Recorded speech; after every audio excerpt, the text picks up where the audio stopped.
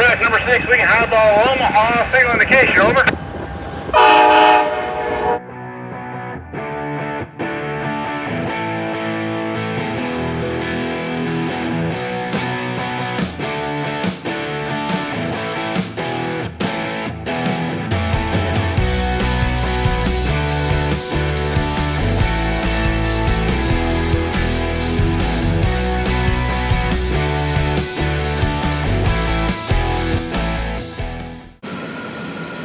When you think of railroading in Omaha, Nebraska, you instantly think of Union Pacific. The city and railroad go together and are world-renowned as a partner. Omaha was put on the map thanks to Union Pacific and its transcontinental railroad. Today, the railroad still retains an important role throughout the city, but at one time, there was much more to Omaha, and today, there still is. Before we get started, I want to apologize for the lack of photos I was able to find. Most in here are going to be post-World War II, but before the formation of Burlington Northern. In 1867, the Chicago, Burlington, and Quincy began work on a route from Ashland to run to Omaha. They chose a snaky, hilly, and interesting path, but by 1869, the line to Omaha had been complete. It didn't terminate in Omaha, as it connected back onto what's now today the Creston Subdivision at Oreapolis Junction, which is also a crossing point over the now Union Pacific Falls City Subdivision. The mainline route changed little over the next 100-plus years. Unfortunately, the line no longer features the glamour that it once did. Omaha's Burlington station served countless famous passenger trains, most notably the California Zephyr. The station was first opened in 1898 and was later remodeled in 1929 through 1930 to compete with the neighbor across the tracks, Union Station, now the Durham Museum, most famously used by Union Pacific, and countless others. In 1954, the station underwent renovations yet again to keep up with the times. Unfortunately, the next 50 years would be the darkest years for the Burlington station. Rail travel began to die out due to the rise of new competitors, the commercial airline and interstates. In 1971, the formation of Amtrak would hand over the station to the federal government.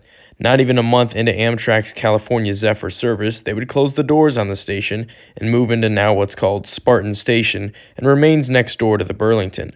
Following Amtrak closing the doors, attempts were made to reopen the building as a warehouse, office space, and others. Sadly, in 1985, the station was finally gutted and left barren.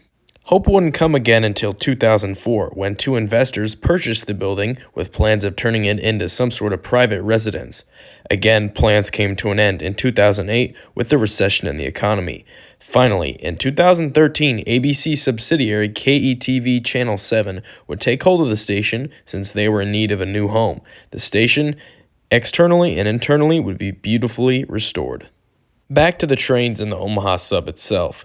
In 1970, the Omaha Sub became part of the Burlington Northern, who would continue to utilize the line in a busy way with countless trains.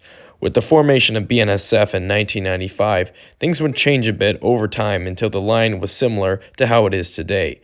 Very few guaranteed daily trains will run the entire line. Now let's talk about the line itself. Trains on this line will operate east and west, starting in Ashland and moving east. Ashland is a junction where the Omaha Sub and Sioux City Sub break off from the Creston Subdivision. The line starts or ends, depending on how you look at it, at a milepost 46.7. Moving east, the first major point is at Lenoma, where the tracks cross the Platte River. A few more miles east at milepost 41, and we'll find the rural community of Malia, which is pretty much Gretna at this point. Malia has a siding around a mile long, and Tradewell Pallet breaks out of the siding here. Gretna proper is about milepost 38-ish. Our next major point is milepost 32.5. Here we find Chalco and the Chalco siding. It's also a bit over a mile. Just east by half a mile of the siding is State Steel, where coils are dropped off and picked up. 10 more miles and we find Ralston and Builder Supply, which takes center beams and boxcars. At milepost 21, just a bit from Ralston, we have the South Omaha siding, which is a common place where trains will tie. Just like the others, it's about a mile long. Move just another mile east and we reach Long Siding, which really isn't anything special or long. It's also a connection point to ConAgra Foods and the Brandon Shortline Railroad. Not far, we reach downtown, also known as West Omaha, where the main splits off onto the Amtrak main at milepost 17. The Amtrak main ends at milepost 15. Breaking off in the middle at milepost 16.5 is the transfer track to the Union Pacific Omaha Subdivision. Milepost 15 is also the east or north entrance to Gibson Yard. It's a pretty small yard but produces work for a few mainline trains, a plethora of locals, and a stacked train weekly. Milepost 13.5 is the west entrance or south.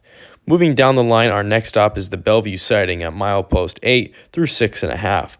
The last place is Oreapolis Junction, which features a Y off the Omaha Sub for trains to head west on the Creston and a junction for trains to head east on the Creston. I hope you guys enjoyed learning a little bit about the BNSF Omaha Subdivision and the history of it. I've got lots of footage and different shots from along the line, so enjoy the footage and thanks for watching.